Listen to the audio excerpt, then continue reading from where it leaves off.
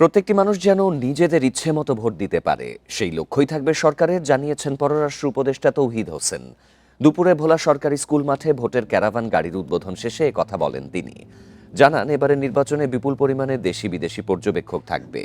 কোনো ভোট কেন্দ্রে সহিংসতা হলেই ওই কেন্দ্র স্থগিত করে দেয়া হবে বলেও জানান পররাষ্ট্র উপদেষ্টা। সরকার কোনো দলের পক্ষে নয় দাবি করে তিনি বলেন, জুলাই আন্দোলনে যারা জীবন দিয়েছে তাদের দাবির তালিকা তৈরি করা হয়েছে, সেটি দ্রুতই জনগণের সামনে তুলে ধরা হবে। বিজলি কেবলস এর স্কিন কোটেড ইনসুলেশন আগুন প্রতিরোধী। বিজলি কেবলস, নিরাপদ আজীবন।